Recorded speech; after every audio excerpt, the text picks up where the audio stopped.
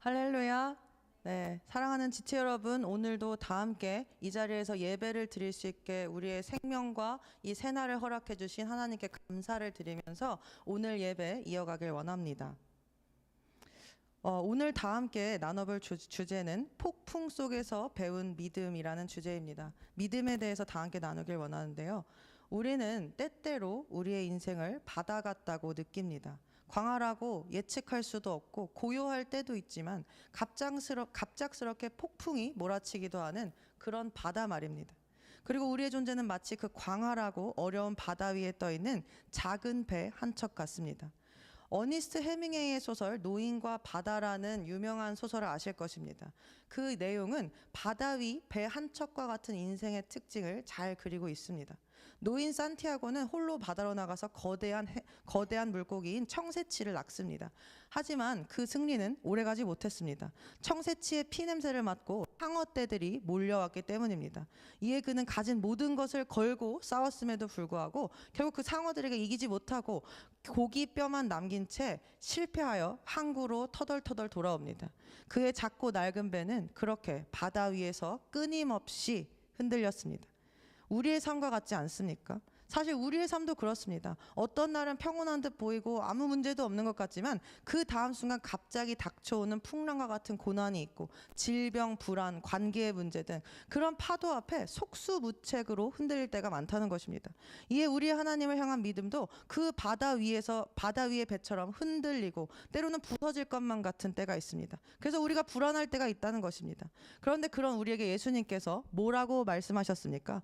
마태복음 6장 28절에서 30절에는 들의 백합화가 어떻게 자라는지 생각해보라. 수고도 아니하고 길쌈도 아니한다. 오늘 있다가 내일 아궁이에 던져지는 그 들풀도 하나님께서 그렇게 입히시거늘 하물며 너희 일까 보냐. 이 믿음이 적은 자들아 라고 예수님께서 말씀하셨습니다.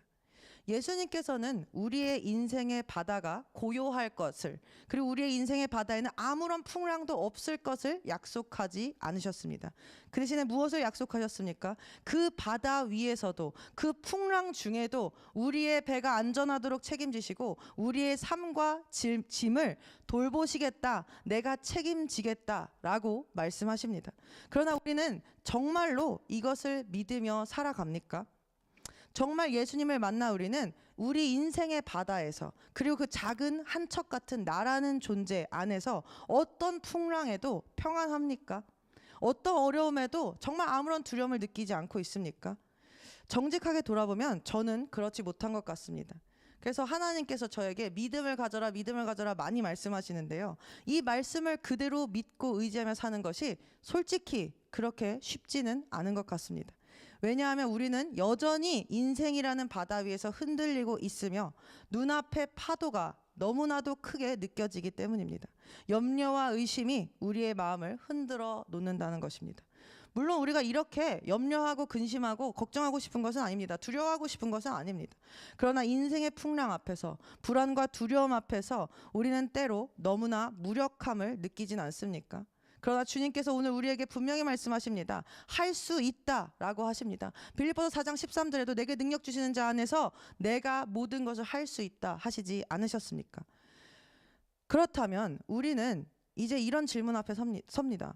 어떻게 이 크고 거칠고 예측할 수 없는 인생이라는 바다 위에서 염려와 의심이 아닌 믿음으로 주님께서 모든 것을 책임지신다라는 이러한 믿음의 반응을 주님께 드리며 나아갈 수 있냐 하는 것입니다.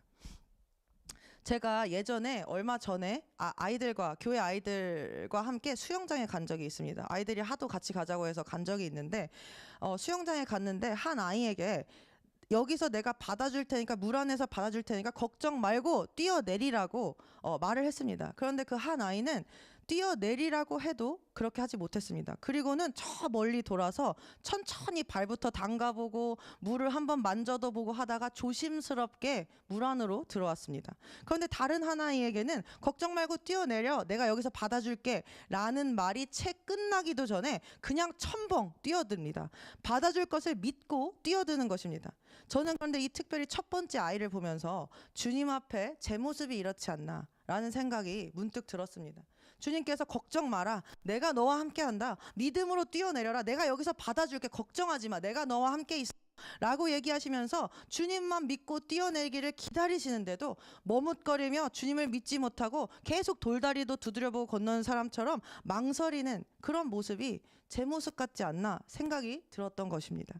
조심스레 물 안으로 들어오는 아이를 보면서 참 뛰어내려 보면 참 재밌을 텐데, 더 이 시간을 즐겁고 기쁘게 보낼 수 있을 텐데 라는 생각이 들면서 그 아이가 애잔하고 안타깝던 제 마음처럼 주님께서 저를 바라보시는 마음도 슬프시겠구나, 아프시겠구나 싶었습니다.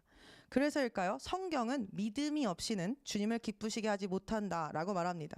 그냥 나만 믿고 무작정 뛰어들었던 그 아이를 보면서 장하기도 하고 그 믿음에 놀라서 와 진짜 용감하다 라면서 웃음이 났던 것처럼 주님도 우리가 그렇게 주님만 의지하여 뛰어들 때 크게 웃으실 텐데 말입니다. 그래서 저는 오늘 여러분과 함께 이 질문 을 붙들고 기도하며 이 말씀을 나누길 원합니다. 어떻게 하면 우리는 주님을 믿고 망설임 없이 그 인생의 풍랑 속으로 뛰어들 수 있을까?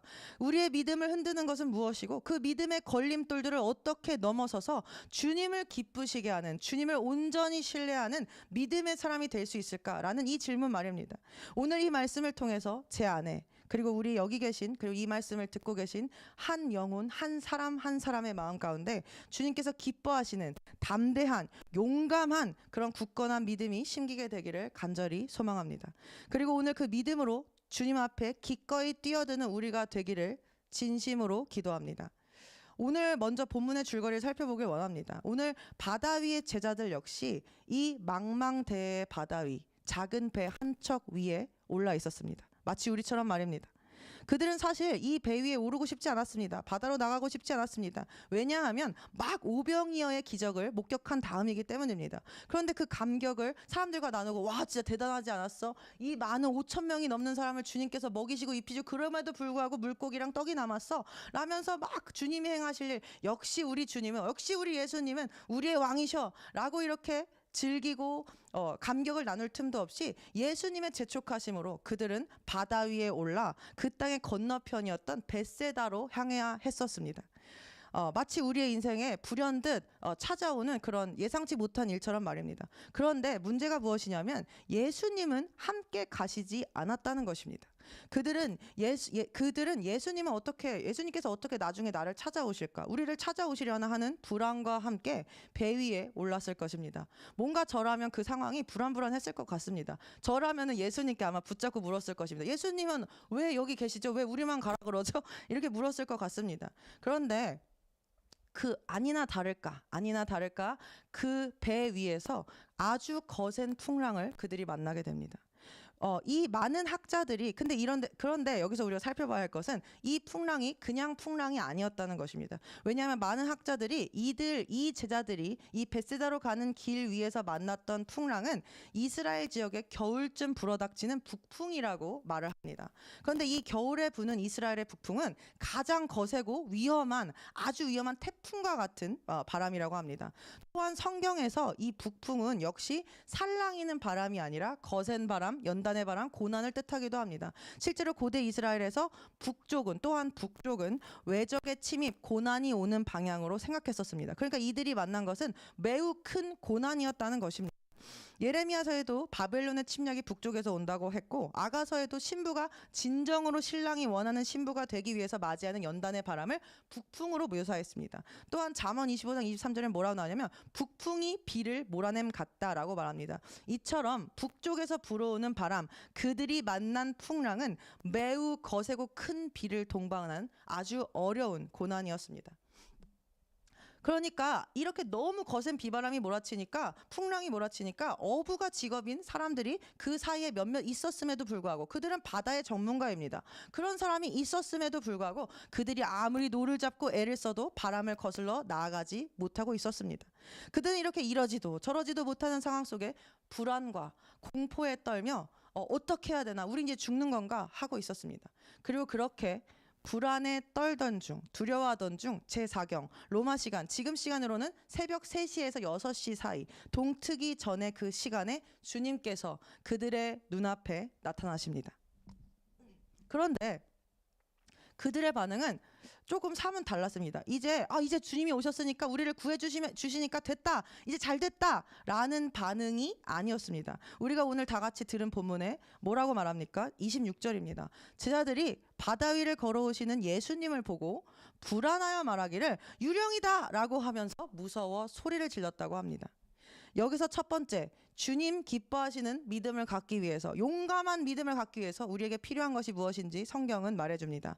그것은 우리의 육신의 눈에 보이는 것을 통하여 들어오는 육의 생각, 나의 생각과 감정으로부터 우리의 마음을 관리해야 한다는 것입니다. 여기 보시면 그들의 눈에는 예수님이 유령으로 보였습니다. 우리의 지식과 경험상 깊은 방 중에 희미한 것이 막 저 끝에서 움직인다 생각해 보십시오. 그러면 우리도 모두 귀신이라고 하지 않겠습니까? 그렇게 생각하게 된다는 것입니다. 우리의 지식과 경험은 우리를 육적인 눈으로 판단하게 하고 생각하게 한다는 것입니다. 그들도 마찬가지였기 때문에 그들의 마음은 불안해졌고 두려워지기 시작했습니다. 그런데 다시 한번 26절 우리 자세하게 보길 원하는데요. 여기서 뭐라고 말합니까? 그들이 바다 위를 걸어오시는 그를 보고 불안하여 말한다라고 되어 있습니다. 즉 오늘 본문이 믿음을 갖지 못하는 이유로 이 육신의 문제, 보고 나서 불안해졌다 라는 것을 강조하고 있다는 것입니다. 그리고 후에 여기만 이 본문에 나온 것이 아니라 그리고 후에 사도 베드로가 예수님을 만나려고 바다 위를 걸어가다가 물에 빠지는 일이 있지 않았습니까? 그때 그 이유 역시 뭐라고 하냐면 그러나 바람이 사나워지는 것을 보고 두려워하니 가라앉기 시작하는지라 라고 말하며 그 이유 역시 육신의 눈으로 보고 나서 두려워했다라고 말한다는 것입니다. 사도 베드로 역시 보고 나서 두려워했고 제자들도 보고 나서 불안해했습니다. 그리고 그는 물에 빠지기 시작했습니다. 사랑하는 지체 여러분, 이처럼 눈에 보이는 대로 생각하고 나의 경험과 지식, 즉 나의 육의 것들로 상황을 판단하는 것은 우리로 하여금 믿음을 갖지 못하게 합니다. 그 새벽 3, 4시에 희끄무리한 게 저 끝에서 왔다 갔다 거리면 당연히 귀신이라 생각하는데 그것조차도 우리의 믿음의 눈으로 보지 못했기 때문이라는 것입니다. 그러니까 당연한 생각을 넘어서야 한다는 것입니다.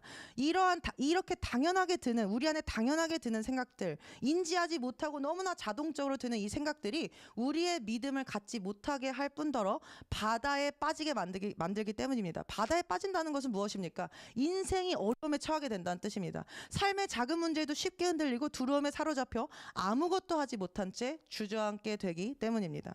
결국 인생이라는 바닷속에서 그렇게 우리 육신의 눈으로 생각이 드는 대로 감정이 느껴지는 대로 살다 보면 인생이라는 바닷속에서 길을 잃게 됩니다. 물결에 휩쓸리듯 세상의 흐름과 감정에 떠밀려 살아가기 때문입니다. 그리고 그 끝은 죽음이 기다리고 있습니다. 사도 베드로도 주님께서 건져주시지 않았다면 바다에 빠져 죽었을 것 아닙니까? 정말 제자들이 생각했던 대로 그것이 예수 그리스도가 아니라 유령이었다면 그들이 죽었을 것 아닙니까? 사랑하는 지체 여러분, 사실 우리가 진정한 믿음을 갖기 위해서는 성령의 도움을 반드시 받아야 합니다. 우리가 아까 자매님, 우리 찬양 리더하시는 자매님께서 기도하실 때 우리의 힘으로 안 된다라고 말하지 않았습니까? 그렇습니다. 우리의 힘으로 안 됩니다. 그럼 무엇으로 된다는 것입니까? 성령으로 된다는 것입니다. 우리의 사도 바울도 갈라디아서 2장 20절에 이렇게 고백했습니다. 그가 십자가에 예수님과 함께 못 박혔다고. 그리고 이제는 자신이 육신을 입고 살아가지만 자신이 사는 것이 아니라 나를 위해 죽으신 하나님의 아들을 믿는 믿음으로 사는 것이라 말했습니다. 그런데 여기서 하나님의 아들을 믿는 믿음을 영어 번역본으로 보시면, 킹제임스 버전 영어 번역본으로 보시면 뭐라고 되냐면 I live by the faith of the Son of God 이라고 말합니다. 정확한 번역은 무엇이냐면 하나님의 아들의 믿음입니다. 즉 예수 그리스도의 믿음을 갖고 살아간다는 것입니다. 내 믿음이 아니라 예수 그리스도의 믿음을 믿고 갖고 살아간다는 뜻입니다. 우리로서 믿을 수 없습니다. 그러나 성령이 믿게 하셔야 믿을 수 있다는 것입니다. 그런데 성령의 믿음을 갖지 못하게 하는 것이 무엇이냐면 보이는 것에 현혹되고 보이는 대로 생각하고 느껴지는 대로 감정을 느끼고 생각하는 것이라는 것입니다. 보이는 것에 미혹되고 속고 계속 끌려다니면 제자들처럼 아까 아까 말씀이 말한 것처럼 보고 불안해지고 보고 두려워집니다. 보고 우울해집니다. 마음이 상하게 됩니다. 성령께서는 그런데 우리의 마음 안에 계시지 않습니까? 우리의 감정이 마음 안에서 성령보다 더 커지게 되면 성령께서 일하실 수 없게 된다는 말입니다.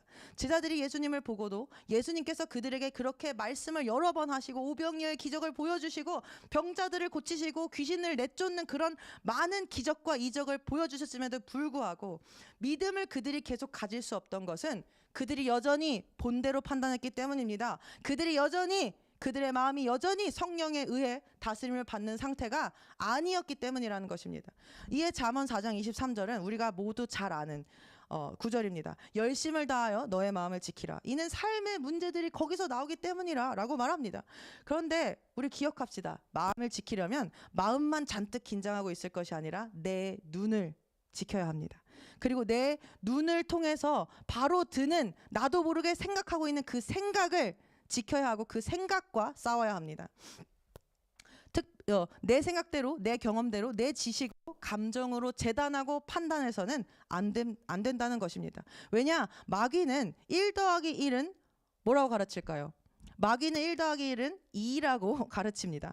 매우 합리적이죠. 1 더하기 1은 2. 그런데 세상 논리대로 말을 하기 때문에 그렇습니다. 우리가 세상에 살고 있으니 얼마나 이의 논리가 그럴듯해 보이겠습니까? 그러나 그게 아니라는 것입니다. 하나님께 1 더하기 1은 20도 될 수 있고 30도 될 수 있고 무한대도 될 수 있습니다. 그리고 1 더하기 1이 0이 될 수도 있고 1 더하기 1이 1이 될 수도 있습니다. 하나님은 다르게 말씀하신다는 것입니다. 이것을 우리가 믿습니까? 세상과 같은 방식으로 생각해서 마음을 지키지 못하게 되고 이것이 합리적이야. 이건 타당해.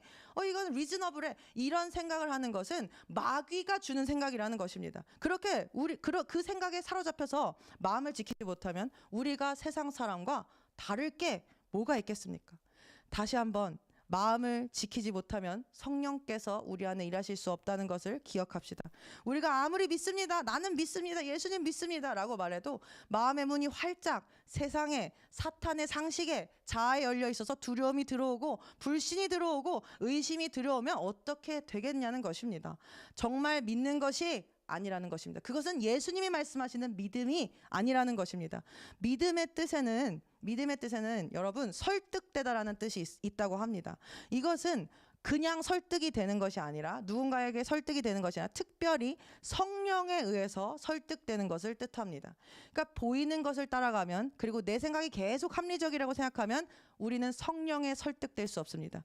믿음을 가질 수 없게 됩니다. 지금 본문의 사도 베드로처럼 내 생각이 맞다 보이는 것을 따라가고 그대로 느끼는 대로 느껴지는 대로 그냥 따라가면 절대로 우리는 성령에 설득될 수 없습니다. 믿음을 가질 수 없습니다. 그래서 우리가 마음을 지키기 위해서 육신의 눈을 조심해야 하고 그 눈을 통해 드는 생각들에 주의해야 할 것입니다. 그리고 주님께서 주신 성령의 눈을 다 함께 구합시다. 영의 눈을 사용하는 자들 됩시다. 믿음은 보이는 것이 아닙니다. 우리 다 함께 육신의 눈에 보이는 풍랑보다 내 눈앞의 어려움보다 더 크신 주님을 바라볼 수 있는 그런 영적인 눈이 뜨이시기를, 영적인 눈이 제가 뜨이기를 예수님의 이름으로 선포합니다. 그렇다면 우리가 여기서 또 궁금한 것이 하나 생길 수 있습니다. 그러면 무엇을 봐야 하는가? 눈에 보이는 것들에 현혹되지 않고 속지 않고 우리가 진정으로 바라봐야 할 분은 예수 그리스도이십니다. 보이지 않는 하나님을 내 눈앞에 보이는 것처럼 우리가 이제 보이는 것들을 보지 말고 보이지 않는 하나님을 내 눈앞에 보이는 것처럼 내 눈앞에 자매님 형제님처럼 보이듯이 얘기를 걸고 행동하면서 살자는 것입니다. 우리의 믿음은 이럴 때 다른 차원으로 발전하며 새로워질 것입니다. 모세는 히브리서 11장 27절이 뭐라고 말합니까? 모세는 눈에 보이지 않는 하나님을 마치 눈앞에 계신 것처럼 신뢰하고 행동했다 라고 말합니다. 사랑하는 지체 여러분, 이것이 바로 믿음입니다. 믿음이란 보이지 않아도 보는 것처럼 들리지 않아도 들린 것처럼 들은 것처럼 살아가는 것입니다. 믿음은 바라는 것들에 대한 실제이며 무엇의 증거입니까? 보이지 않는 것들의 증거입니다.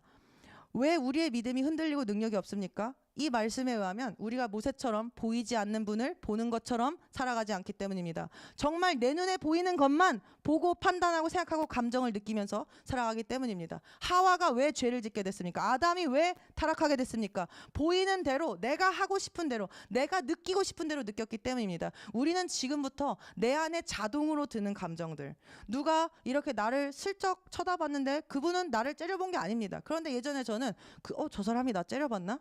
이런 생각을 했습니다. 저 사람이 나 싫어하나? 그걸 계속 생각하는 것입니다.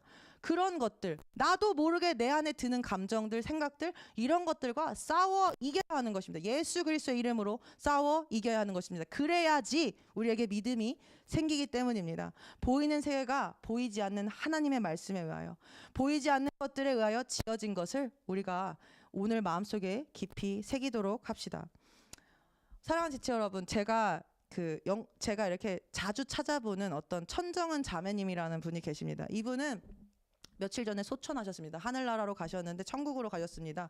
그런데 의사에게 암으로 인해서 시한부 인생 한 6개월 정도 판정을 10여 년 전에 받으신 분입니다. 그런데 그 10여 년이 넘도록 계속 항암 치료를 거의 200번이 가깝게 하시면서 복음을 암 환자들에게 증거하신 분입니다. 이분의 이런 인터뷰를 보면서 저는 많은 경우에 도전도 받고 격려도 받고 이렇게 하는 거구나 이런 생각을 하게 되는데요. 그 중에 가장 인상 깊었던 것이 있습니다. 이분이 뭐라고 하시냐면, 하나님께서 가장 기뻐하시는 것이 뭔지 아냐라고 이제 말하는 것입니다. 그러면서 뭐라고 말하시냐면, 마치 그분이 보이는 것처럼 행동할 때 하나님 가장 기뻐하신다는 것입니다. 운전할 때도 주님 옆에 오늘 앉으세요. 여기 조수석에 앉으세요. 주님 오늘은 뒷자리에 앉으세요.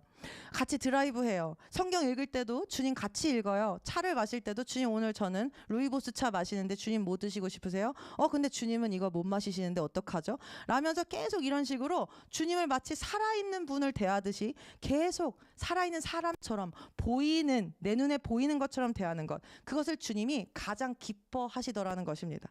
정말 그렇습니다. 저도 예전에 처음으로 이제 찬양 리더를 하게 됐는데 그때 첫 찬양이 가장 좋았다고 모든 분들이 얘기해 주셨습니다. 근데 그때 제가 이 말씀을 주면서 생각해 보니까 어떤 마음을 가졌었냐면요. 지금 이 가장 앞자리에 주님이 계시다는 것을 내 마음속에 그리면서, 주님 여기에서 듣고 계세요. 제가 주님 위해서 찬양 정말 신나게 열심으로 올리겠습니다 라고 마음을 가졌던 게 생각이 났습니다. 그때 주님 너무나 기뻐하셨다는 것을 저도 느꼈고 같이 계신 분들도 느꼈었습니다. 정말 그렇습니다. 주님께서 기뻐하시는 믿음의 소유자가 되기 위해서 우리도 그 천정은 자매님처럼, 그리고 이미 하고 계실 수도 있지만 주님을 보이는 것처럼 대해야 합니다.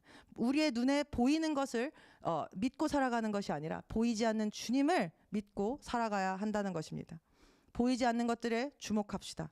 눈에 보이는 것이 아니라 내 안에 계신 예수 그리스도, 즉 성령과 늘 동행하며 마치 그분이 보이는 것처럼 살아가도록 합시다.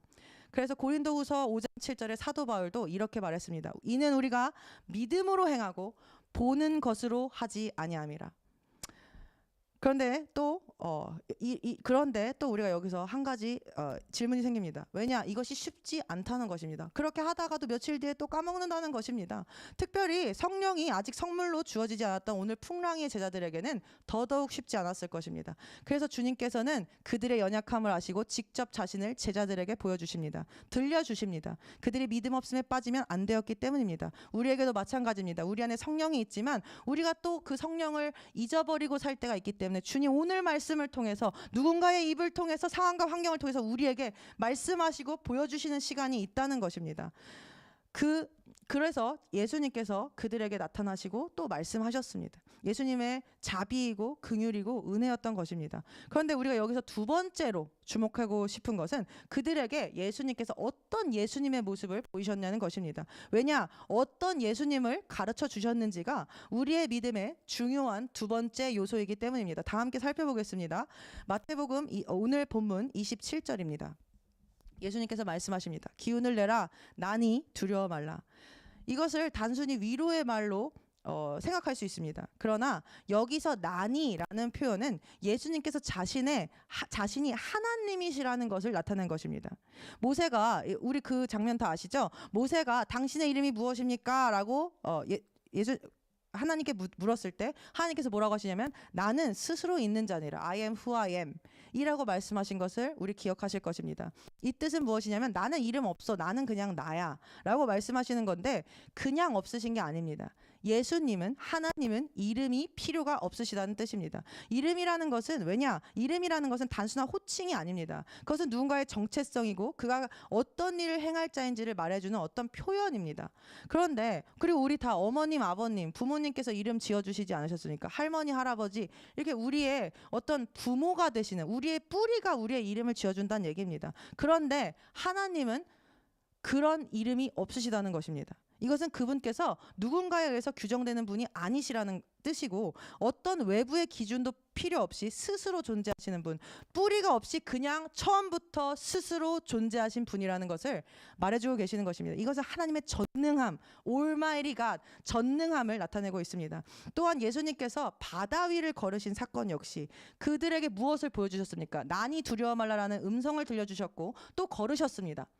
그런데 어디를 걸으셨습니까? 바다 위를 걸으셨습니다. 이것 역시 하나님을 나타내는 것입니다. 내가 하나님이라는 것을 나타내는 것입니다. 왜냐?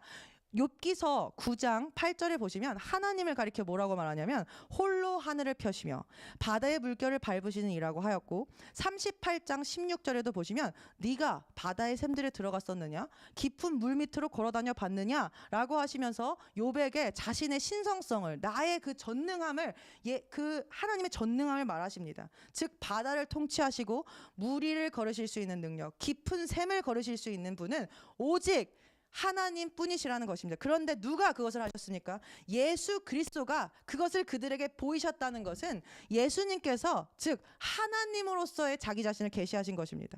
그렇다면 우리는 이것을 생각해 봐야 할 것입니다. 왜 우리에게 하나님이신 예수님을 보여주셨을까? 그들이 불안에 떨고 있을 때, 그들이 두려워하고 있을 때 왜 하나님으로서 예수님을 보여주셨을까요? 그것은 바로 예수 그리스도가 전능하신 하나님이시라는 것을 알아야 우리가 하나님 기뻐하시는 믿음을 가질 수 있기 때문입니다. 우리가 믿는 상대가 별로 이렇게 불안하다 그러면 우리가 제대로 믿을 수 있습니까? 믿을 수 없습니다. 그러나 전능하신 하나님, 만유의 주제이시고 그 어떤 것보다 위대하시고 그분께는 불가능이 없습니다. 물 위를 걸으시는 분, 이런 하나님을 우리가 이런 하나님이심을 알아야 믿을 때 진정한 믿음이 될 수 있다는 것입니다. 성경이 또한 바다와 풍랑을 이야기하는 이유는 바다는 인생의 어려움과 고난, 어두움을 뜻합니다. 그런데 그 모든 것, 너의 인생의 고난, 너의 인생의 바다끝, 그 어려움들을 다 잠재우고 그 위를 걸어갈 수 있는 분은 그런 사람은 나 하나, 오직 예수 그리스도다. 하나님 한 분이시라는 것 주님 우리에게 오늘 말씀하고 계신 것입니다. 아이가 아빠랑 함께 있을 때 저희 교회 아이들 보면은 엄마가 없을 때는 말을 굉장히 잘 듣습니다. 그런데 엄마가 딱 나타나면 말을 안 듣습니다. 그리고 자기가 뭐라도 됐냐 막 이렇게 반항도 하고 막 싫어 이렇게도 말을 하고 합니다. 세상에서 가장 힘센 사람이 된 것처럼 무서워하지 않는 것입니다. 솔직히 작은 강아지들조차도 자기 주인이랑 있을 때 이렇게 조그만 강아지가 막 큰 개한테 막 왈왈왈 그러면서 덤벼드는 거 보신 적 있으실 것입니다.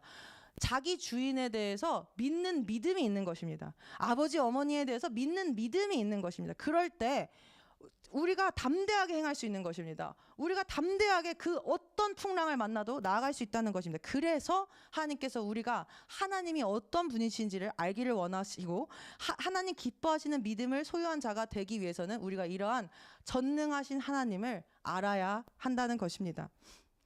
우리들의 힘으로는 인생이라는 바다의 풍랑과 어려움을 극복할 수 없습니다. 그러나 하나님께는 우리가 믿는, 우리가 섬기는 그 하나님 아버지께는 불가능이 없으십니다.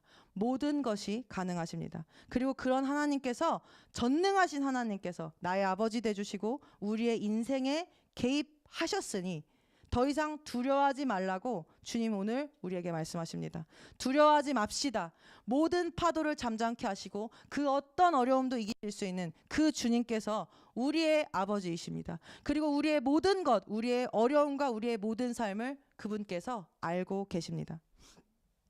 아까 제자들이 주님이 없이 베세다로 가는 배를 타며 불안했을 것 같다고 제가 말씀을 드렸는데 저라면 그랬을 것이다 라면서 예수님 어디 가십니까? 왜 우리랑 같이 안 가십니까? 막 이렇게 얘기했을 것 같다고 말씀을 드렸는데 사실 주님은 모든 것을 알고 계셨던 것입니다. 모든 것이 주님의 손 안에, 계획 안에 있었던 것입니다. 그들이 풍랑을 만날 것도, 그리고 그들이 불안해할 것도, 불안해하고 있다는 것도 주님 모두 알고 계셨습니다. 그러나 주님 바다 한가운데 나타나셔서 그들에게 말씀하셨습니다. 내가 여기 있다. 난이 두려워 말라. 오늘 주님께서 우리의 인생 한가운데, 오늘 내가 혹시 지체분들께서 왠지 주님을 놓친 것 같고, 주님이 보이지 않는 것 같고, 주님 내 기도에 응답 안 하시는 것 같고, 혹시 나를 잊어버리셨나? 아니면 혹시 내가 너무 주님을 힘들게 해서 주님 나를 이제는 모른 척 하시는 건가? 하는 그런 마음 가운데 있으시다면 주님 오늘 우리에게 말씀하십니다.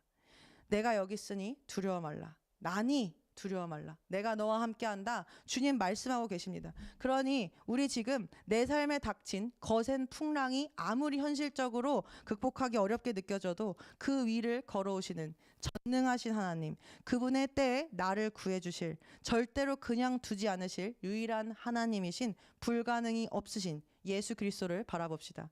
그분은 단지 멀리 계신 하나님이 아니십니다. 지금 이 순간 나의 인생에, 지체분들의 인생에 몰아치는 파도 위를 걸어오고 계십니다. 그리고 나를 그분의 능하신 손으로 붙드시고 기운내라, 두려워 말라, 나다 라고 말씀하시는 분이시라는 것입니다. 우리 눈에 보이지 않아도 그분은 지금도 살아서 역사하시고 이 자리에도 함께 하시며 역사하고 계십니다.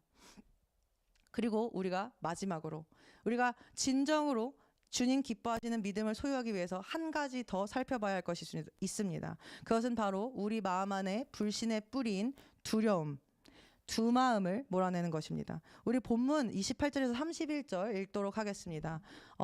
제가 읽겠습니다. 그러자 베드로가 주께 대답하여 말씀드리기를, 주여 만일 주님이시거든 나에게 명하여 무리로 주께 오라 하소서라고 하니 주께서 말씀하셨습니다. 오라 하시니 베드로가 배에서 내려 예수께 가려고 무리로 걸어가더라. 그러다 바람이 사나워지는 것을 보고 두려워하니 가라앉기 시작하는지라. 그가 소리질러 말하기를 주여 나를 구해 주소서라고 하더라. 예수께서 곧 손을 내밀어 그를 붙드시고 그에게 말씀하시기를 오 너 믿음이 적은 자야 어찌하여 의심하였느냐고 하시니라. 주께서 나다라고 말씀하셨고 무리를 걸으셨고 하나님이심을 보이셨습니다. 그런데 사도 베드로가 뭐라고 합니까? 만일 주님이시거든 이라고 반응을 한다는 것입니다. 아무리 예수님의 말씀을 직접 듣고 그분과 함께 먹고 자고 그분이 행하시는 기적들을 보았지만 여전히 믿지를 못하는 것입니다. 아무리 교회를 다니고 아무리 예배를 참석하고 아무리 새벽 기도를 하고 아무리 예배 인도를 해도 여전히 믿지를 못할 수 있다는 것입니다. 이것은 사도 베드로만의 문제가 아닙니다. 우리 또한 예수님께서 전능하신 하나님이시며 그분의 아들이시고 그분은 그리스도시다라는 고백을 하고 그것을 아는 것으로 부족함을 주님 오늘 우리에게 말씀하고 계십니다. 많은 믿는 자들이 예수님이 하나님의 아들이시라고 하면서 찬양할 때 막 예수님을 찬양합니다. 그런데 중요한 것은 예수님께서 하나님의 아들이시라는 것, 그리스도시라는 것은 솔직히 마귀도 알고 있는 사실입니다. 그것으로 부족하다는 것입니다. 그렇다면 우리가 어떻게 해야 합니까? 우리가 어떻게 해야 진정으로 믿을 수 있는 것입니까? 마귀도 아는 이것을 뛰어넘어 우리가 진정으로 믿는 자가 어떻게 될 수 있냐는 것입니다. 주님께서 오늘 여기서 우리가 그런 믿음을 갖지 못하는 원인을 정확하게 한 가지 찝어주고 계십니다. 상세하게 찝어내고 계십니다. 그러니까 우리가 함께 살펴보길 원하는데요. 31절입니다. 31절 예수께서 곧 손을 내밀어 그를 붙드시고 그에게 말씀하시기를 오 믿음이 적은 자야 어찌하여 의심하였느냐. 여기서 이 의심하였느냐라는 말에 우리 주목하길 원하는데요. 이 의심하다에 해당하는 헬라어는 디스타조라는 단어입니다. 그런데 어떤 뜻을 갖고 있냐면 나뉘어진 마음을 갖고 있다라는 뜻입니다. 예수님께서는 그의 마음이 나누어진 것이 믿음을 갖지 못하게 한다는 것을 분명히 말씀하고 계십니다. 사도 베드로의 말을 다시 보겠습니다. 그는 주님을 향해 말했습니다. 만일 주님이시거든 나에게 명하여 무리로 주께 오라 하소서라고 말했습니다. 이게 겉으로 보면은 굉장히 믿음이 좋아 보입니다. 믿음으로 꽉 찬 것 같습니다. 어떻게 무리를 걸을 생각을 하지? 이렇게 생각이 들지 모릅니다. 그렇지만 주님께서 말씀하시는 것입니다. 아니다. 사실 그 마음 안에 두 마음이 있다. 마음이 나뉘어져 있다. 내가 원하는 믿음을 가진 상태가 아니다 라고 말씀하시는 것입니다. 나뉘어진 마음 안에 성령께서 일하실 수 없습니다. 정말 주님이실까? 정말 주님은 저분 정말 주님 맞아? 정말 주님이 그렇다면 나에게 주님과 같이 주님 지금 물 위를 막 걸으시네? 그럼 나한테도 저런 능력 진짜 주신다고 했는데 주실 수 있는 거 맞아?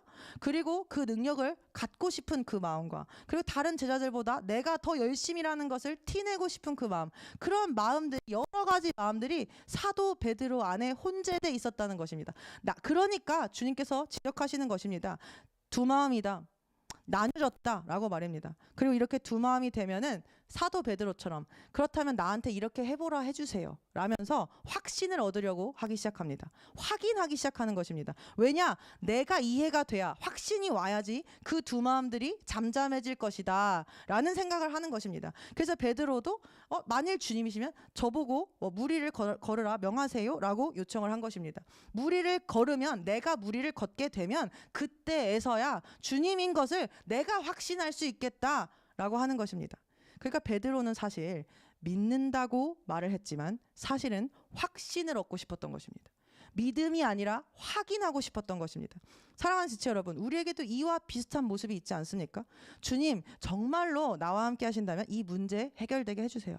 주님, 정말 살아계시다면 이번에는 내 연약함 좀 극복하게 응답 좀 해주십시오. 이 정도는 해주셔야, 주님이 나한테 이 정도 능력은 보여주셔야 제가 믿죠 라고 말하는 것입니다. 이런 기도하게 되는 이유 무엇입니까? 사람들 앞에서는 믿는 척, 믿는 것처럼 나는 이런 거를 구한다, 나는 이 정도로 기도한다, 열방이 다 주님께 돌아오도록 기도한다 라고 말하면서 진짜 큰 믿음을 가진 것처럼 보이지만 실제로는 마음 안에 자기 확신을 갖고 싶은데 가져지지 않아서, 확신이 안 와서 두려운 마음이 뒤섞여 있는 상태일 수 있다는 것입니다. 그래서 눈에 보이는 증거를 구하고 손에 잡히는 결과를 구하고 사인을 먼저 보여달라 하는 것입니다. 이걸 보여주면 주님이시라면 증명을 해주십시오 라고 나에게 확신을 주시고 나를 설득시켜 달라고 요구하고 있다는 것입니다. 우리 이러고 있지 않습니까? 그런데 사랑하는 지체 여러분, 이해가 되어야 믿는 것은 믿음이라고 말할 수 없습니다. 확인이 되어야 믿는 것은 믿음이 아닙니다. 그냥 사실을 아는 것입니다. 이것은 하나님께서 기뻐하시는 믿음, 성령에 의해 설득을 받은 믿음이 아닙니다. 여전히 내 생각, 내 감정, 내 이해를, 내 지식을 믿고 싶은 것이기 때문입니다. 그리고 두 마음을 또 더욱 조심해야 되는 이유가 있는데 그것은 우리를 믿음 없음에 빠지게 하기 때문이고 넘어지게 만들기 때문입니다. 베드로는 주님이신지 확인받기 위해서 무리를 걷는 것을 요청했기 때문에 그 마음에 의심이 있었기 때문에 베드로가 어떻게 됐습니까? 결국 바람을 보자 다시 금방 시선을 돌리자 두려워하면서 빠져버렸습니다. 그래서 사도 야고보가 말한 것입니다. 두 마음을 품은 자의 길에는 안정이 없다. 그런 자마다 요동하는 바다 물결 같다라고 말입니다. 그럼 우리 이 두 마음을 처리해야 되지 않겠습니까?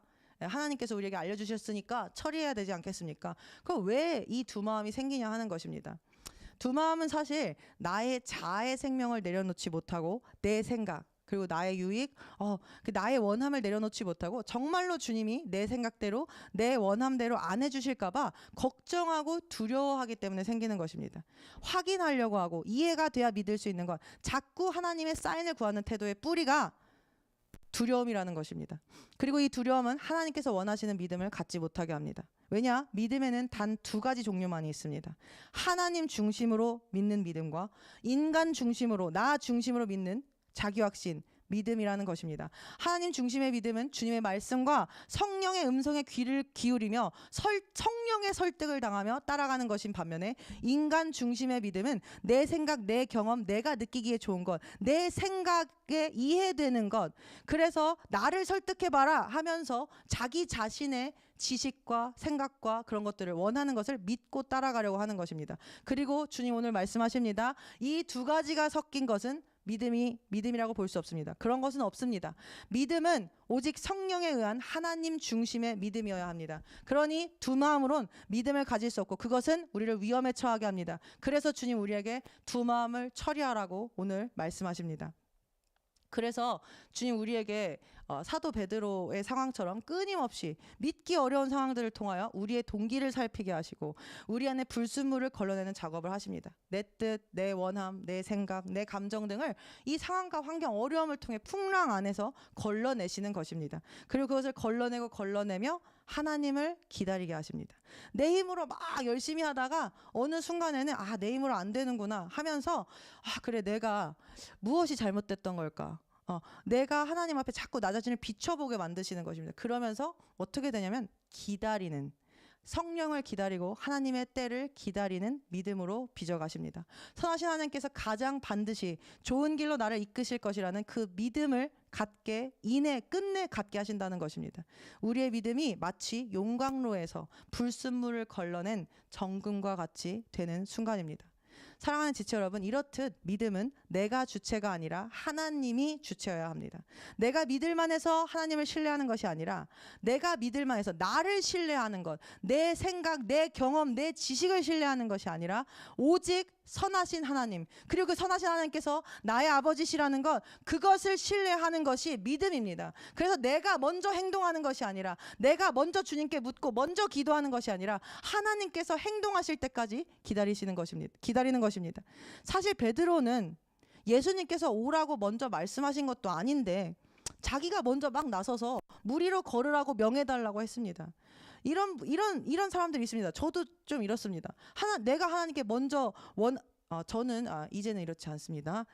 근데 이런 사람들이 있습니다. 내가 하나님께 먼저 원하는 것을 막 기도해서 내가 막 이거 달라고 했는데 그게 막 이루어지고 막 그것을 간증하고, 어쩌면 우리도 그런 사람들 보면서 와, 저 사람 참 믿음 좋다 이렇게 생각할 수 있습니다. 그러면서 또 다른 한켠으로 받지도 못하고 기도 응답이 이루어지지도 않으면 믿음이 없어서 그런다고, 기도 안 해서 그런다고 정죄하기도 하지 않습니까? 그런데 믿음은 그런 것이 아니라는 것입니다. 믿음은 하나님께서 행동하실 때까지, 하나님께서 말씀하실 때까지 먼저 적극적으로 기다리는 것입니다. 기다리는 것을 선택하고 기다리는 것입니다. 믿음은 내가 원하는 때에 내가 원하는 것을 구하고 그것이 될 것이라고 스스로 설득하는 것이 아닙니다. 성령의 설득을 받아야 하는 것이지 내가 내 자신을 설득해서는 안 된다는 것입니다. 많은 경우 우리는 마음속의 불안 달래기 위해서 이렇게 할 수 있습니다. 잘 될 거야, 주님이 하실 거야, 자기 확신을 반복하고 막 긍정적으로 생각하려고 합니다. 그러나 그것은 믿음이 아닙니다. 그 진짜 믿음을 갖지 못한 마음이 나 자신을 안심시키려는 심리적인 위로라는 것입니다. 베드로의 요청 또한 겉으로 보기엔 담대하고 믿음이 있는 것처럼 보였지만 그 마음속에 두려움이 있고 불안이 있었던 것처럼 말입니다. 그렇다면 우리는 어떻습니까?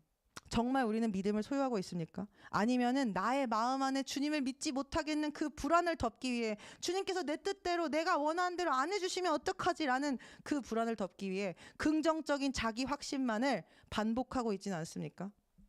긍정적 사고와 자기 확신, 믿음은 비슷해 보이지만 완전히 다른 것입니다. 긍정적 사고는 내가 기준입니다. 그렇지만 믿음은 하나님이 기준입니다. 긍정적 사고는 전제가 있습니다. 지금 나는 힘들지만, 이 상황은 어렵지만, 저 사람은 틀렸지만 좋게 생각하려고 노력하는 것입니다. 내가 봤을 때 상황이 좋지 않으니까 긍정적으로 사고하려고 노력하는 것입니다. 뭔가 틀렸어요, 뭔가 잘못됐어요. 그러니까 그래도 긍정적으로 생각해야지. 이런 게 긍정적 사고 아닙니까, 여러분? 좋은 상황에서 뭐하러 좋게 애써서 생각을 합니까? 긍정적 사고는 그렇기 때문에 긍정적 사고는 내가 중심이라는 것입니다. 하나님께서 지금 이 시대, 이 시간, 이 장소, 이곳에 나를 두셨는데 거기서 일어나는 일이 이해가 안 되고 잘못됐다 느껴지고 하나님보다 내 생각이 더 높은 상태이기 때문입니다. 그러니까 긍정적으로 생각하는 거 아닙니까? 이것은 믿음이 아닌 것입니다. 이것은 나 중심의 인본주의적인 세계관입니다. 그러나 그 반대로 믿음은 모든 상황이 나에게 가장 선한 것이라 믿고 시작합니다. 이게 좋은 것이다, 하나님 나를 제일 잘 아시니까 이게 좋은 것이라는 것을 믿는 것입니다. 이미 하나님 내게 좋은 것을 주셨다는 것, 좋아질 것이다가 아니라 이미 나에겐 가장 최고의 것이 주어졌다, 하나님의 주권을 인정하는 것이 믿음입니다. 그러니까 긍정적으로 생각할 이유도 가치도 없습니다. 이미 나에게 가장 좋은 상황이기 때문입니다. 마치 시편 23편의 고백처럼 선한 목자가 나와 함께 하시니 내가 부족함이 없는 상태, 그것이 믿음이라는 것입니다. 사랑하는 지체 여러분, 그러니 우리가 가져야 할 것은 긍정적인 생각, 긍정의 힘이 아니라, 자기 확신이 아니라 믿음일 것입니다. 우리는 지금 정말 주님을 기쁘시게 하는 믿음을 갖고 있습니까? 선하신 주님께서 언제나 선하시다. 내 인생에 햇빛 비추는 날에도, 먹구름 낀 날에도, 풍랑이 불어오는 날에도 주님은 선하시다라는 고백 우리 할 수 있습니까? 그 선하신 주님이 나의 모든 것을 알고 계신다. 하나님 아버지께서 내 아빠가 반드시 나에게 가장 좋은 것을 주고 계시며 주실 것이다. 이것을 우리 믿는 것입니다. 사랑하는 지체 여러분, 하나님 아버지께서 우리 한 사람 한 사람을 너무나도 사랑하십니다. 그리고 그 우리의 아버지는 선하십니다. 악한 자도 자기 자녀에겐 좋은 것을 줄 아는데 하물며 하나님 아버지일까 보냐, 주님 말씀하셨습니다. 우리에게 주님 분명히 가장 좋은 것을 허락하셨고 허락하실 것이고 주님께서 가져오실 미래는 반드시 선하다는 것입니다. 예레미야서 29장 11절, 우리가 붙들어야 되는 말씀입니다. 하나님께서 우리를 위하여 하시는 생각은 곧 화평의 생각이요 재앙이 아니라는 것입니다. 기대하던 끝을 너희에게 주겠다, 주님 말씀하셨습니다. 지금 당장 좀 힘들지라도, 상황이 우리를 낙심하게 만들고 마음이 흔들릴지라도, 그래서 내 스스로 확신 좀 갖고 싶고 긍정적으로 한번 생각해 보고 싶고 스스로 할 수 있다고 믿고 싶을지라도 그 모든 생각과 감정, 우리의 자아를 내려놓고 믿음으로 하나님을 기다리는 한 사람 한 사람 되기를 예수님의 이름으로 기도합니다. 하나님께서 나를 지으신 분이십니다. 우리가 모태에 엄마의 자궁에 형성되기 전부터 나를 알고 계셨고 나를 지명하여 그 엄마의 뱃속으로 보내신 분이 하나님이십니다. 나보다 나를 더 잘 아시는 분이시고 무엇보다 내 가장 최선의 것이 무엇인지, 최고의 것이 무엇인지, 가장 좋은 것이 무엇인지를 아시는 분, 그리고 그것을 주시는 분, 이미 허락하셨고 허락하실 것인 그분이 우리의 아버지이십니다. 믿음이란 내가 믿고 싶은 것을 믿는 것이 아닙니다. 믿음이란 내가 믿어야 할 것을 믿는 것입니다. 우리가 믿어야 할 것은 하나님 아버지이시고 예수 그리스도이시고 내 안에 계신, 지금 이 시간에도 나를 설득하고 계신 성령님이십니다. 그때 우리는 자기 확신, self confidence, 긍정적인 생각, positive thinking을 넘어 하나님에 대한 신뢰, God confidence, 그리고 진정 하나님께서 기뻐하시는 faith, 믿음을 가질 수 있게 될 것입니다. 그리고 주님, 우리의 그 믿음을 너무나 기뻐하시며 장하게 여기시며 웃으시며 반드시 칭찬하실 것입니다. 그리고 우리 안에 성령께서 우리의 그 작은 믿음 위에 더 큰 믿음을 세워 나가실 줄로 믿습니다. 아멘이십니까? 아멘. 마지막, 오직 그리고 이 모든 상황을 통해 하나님은 하나님만이 하셨습니다라는 고백을 듣기 원하십니다. 주님 마지막까지 베드로에게 그것을 가르치셨습니다. 오늘 본문 마지막 32절 함께 보겠습니다. 32절입니다. 둘이서 배에 오르니 바람이 그치더라. 사도 베드로가 예수님과 함께 손을 잡고 물 위로 걸을 때에도 여전히 바람은 거셌습니다. 여전히 풍랑 가운데 있었습니다. 주님이 손을 잡아주시고 내 눈앞에 주님이 계시고 주님이 나한테 말씀하고 계시지만 여전히 그 어려움, 여전히 그 고난, 그 삶의 어려움, 풍랑은 사라지지 않았습니다. 그러나 주님과 함께 배에 오르는 그 순간, 그제서야 바람이 그쳤습니다. 저는 왜 주님께서 바로 바다를 잠잠하게 하시지 않으셨을까? 저번에는 바로 바다를 잠잠하게 하셨는데 이번엔 왜 그렇게 안 하셨을까 생각해 보았습니다. 그 이유는 사도 베드로와 제자들의 새롭게 세워질 믿음에 단 하나도 자기 자신의 생각이 들어가지 못하게 하시기 위함이 아니었을까 생각했습니다. 혹시 베드로가 이렇게 생각했을 수 있기 때문입니다. 바람이 좀 잦아드니까 걸을 수 있었을지 몰라 라고 말입니다. 이렇게 나의 해석과 경험으로 믿음을 설명하지 못하게 하시려고 아무것도, 성령께서 주시는 그 설득에 아무런 방해도 받지 못하게 하시려고 주님은 바람을 끝까지 거세게 두신 것입니다.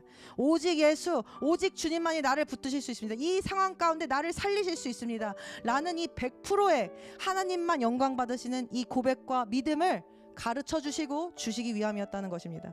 사랑하는 지체 여러분, 그러니 우리의 힘을 빼야 합니다.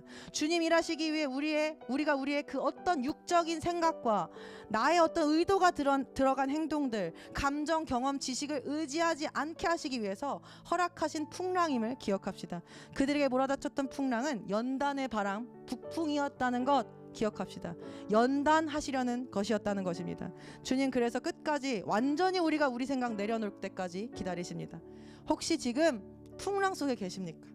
우리를 붙들고 계신 주님의 손을 보게 되는 영의 눈, 성령께서 열어주시는 그 영의 눈이 우리 모두 열리기를, 저에게 열리기를 소망합니다. 선포합니다. 예수의 이름으로 선포합니다. 그분의 손에 온기를 상상하십시오. 그분의 손에 온기를 느끼게 해달라고 기도하십시오. 풍랑의 차가운 물과 대비되는 아주 대조적인 그 뜨거운 주님의 손에 온기를 느끼시란 말입니다. 그것만이 우리를 살리는 것입니다. 베드로는 이 일을 겪고 난 후에 성령을 받고 완전히 변화됩니다.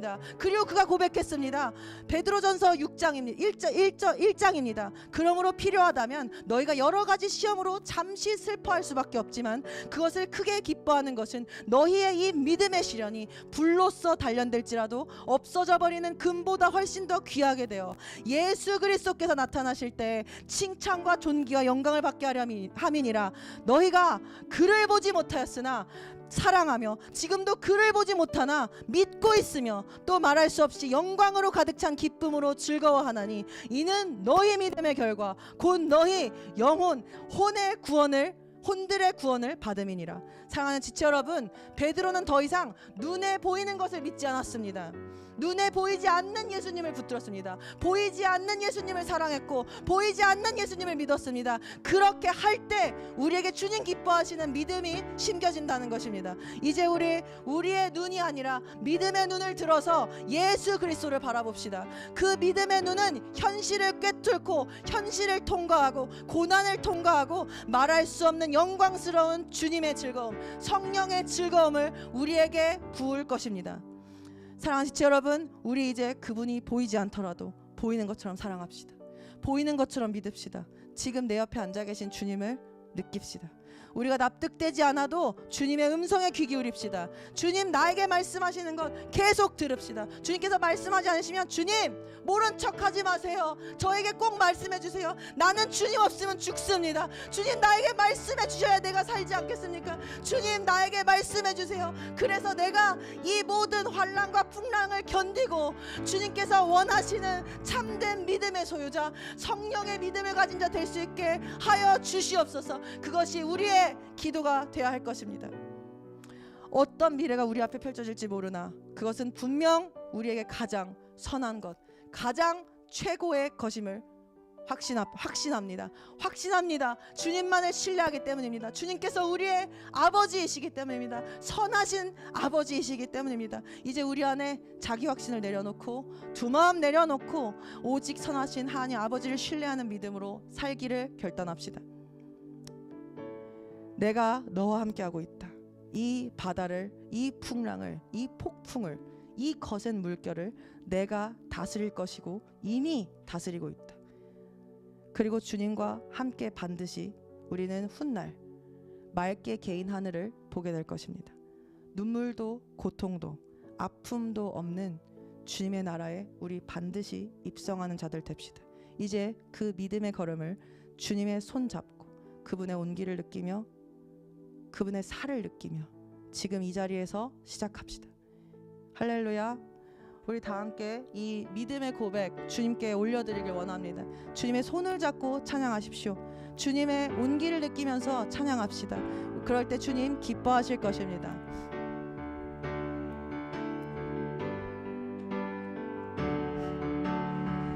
우리 다 함께 이 믿음의 고백 올려드립시다.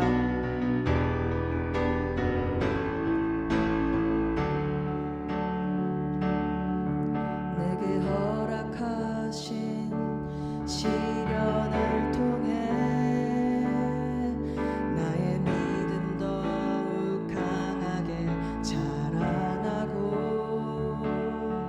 험한 산과 골짜기 지나는 동안 주께 더 가까이 나를 내가 겪는 시험이 어렵고 힘겨워도 내가 겪는 시험이 어렵고 힘겨워도 내 주님보다 크지 않네. 믿음의 고백 드립시다.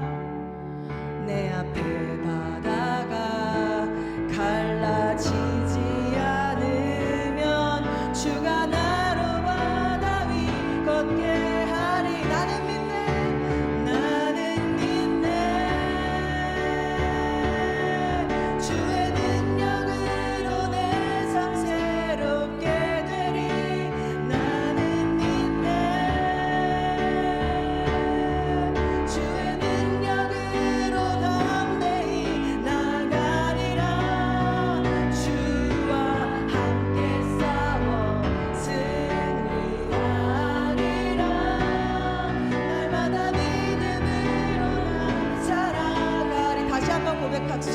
내게 허락하신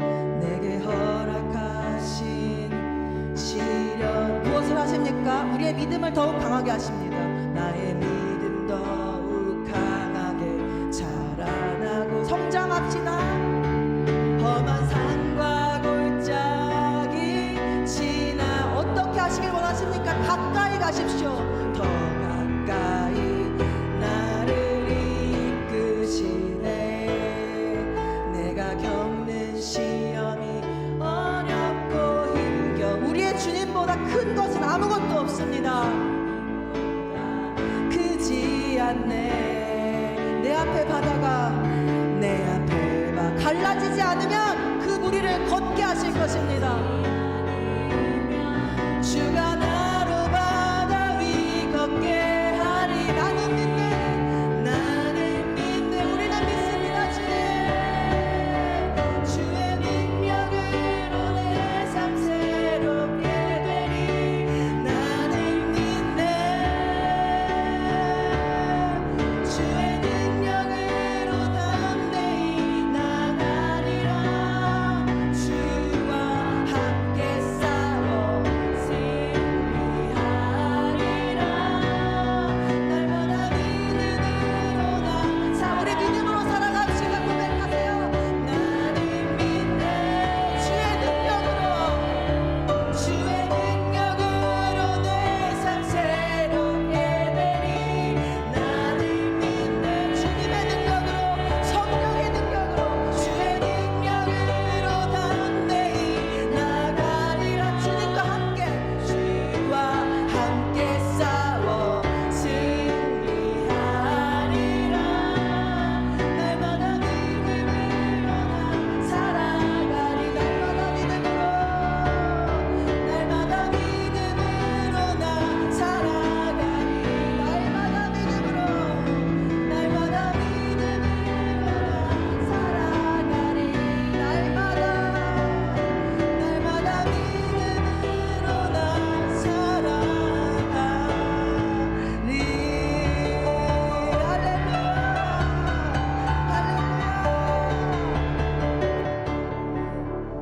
할렐루야. 주님, 우리가 믿습니다. 나를 믿는 것이 아니라 내 확신을 믿는 것이 아니라 내 생각과 감정을 믿는 것이 아니라 내 눈에 보이는 것을 믿는 것이 아니라 선하신 하나님 아버지, 그리고 우리를 지금 이 시간에도 붙들고 계신 예수 그리스도, 그리고 우리를 끊임없이 우리 안에서 불을 지피시고 우리를 설득하시며 당신 앞으로 이끌고 가시는 성령님을 믿습니다. 주님, 우리의 믿음이 더 이상 나에게 머물지 않게 하소서. 내 중심의 자기 확신과 긍정적 사고, 긍정적 생각을 주님께서 주신 믿음이라 착각하며 살지 않게 하소서. 그러나 그 대신에 성령님, 우리의 동기를 점검하시고 아버지, 우리의 마음의 자아의 생각과 감정들을 성령의 불로 우리가 주님 앞에 나아가며 기도할 때 조명하여 주셔서 그 빛 가운데 모든 어둠의 것들이 쫓겨나가고 오직 예수 그리스도만을 믿는 두 마음이 아닌 한 마음, 주님과 합해진 내 마음에 합한 자라 말씀하실 그 한 마음을, 그 한 마음으로 주님 믿게 되기를 주님 이 시간 예수의 이름으로 선포합니다. 우리가 끊임없이 그 주님 기뻐하시는 믿음을 위해, 그 주님 기뻐하실 그 믿음을 위해 나아가겠습니다. 쉬지 않고 주님 앞으로, 주님 앞에 적극적으로 기다리며 주님의 때를 기다리며 주님의 말씀하실 것을 기다리며 주님 앞에 서 있겠습니다. 그리고 주님, 우리가 주님을 느끼게 하여 주십시오. 주님, 우리가 정말 주님을 내 눈앞에 보이는데 형제 자매처럼, 눈에 보이는 사람처럼 주님을 대하고 모시고 살아가길 원합니다. 주님, 그것이 우리의 삶의 방식 되게 하시고 우리의 삶의 습관 되게 하여 주시옵소서. 그렇게 성령님과 주 예수 그리스도와 동행할 때 주님, 우리의 믿음은 날마다 더 새로워지며 주님과 함께 너무나 이 인생이 이 험하고 고된 바닷길 가운데 작은 배 한 척 떠 있는 것 같은 나의 인생이 그런 어려운 인생이 아니라 사랑하는 주님과 함께니 너무나 행복한, 아무리 길어져도, 아무리 풍랑이 길어져도 너무나 행복한 그런 시간 될 수 있을 것입니다. 주님을 높여드립니다. 지금 이 자리에서 우리 한 사람 한 사람을 안으시는 주님의 팔을 느낍니다. 주님 감사합니다. 주님 감사합니다.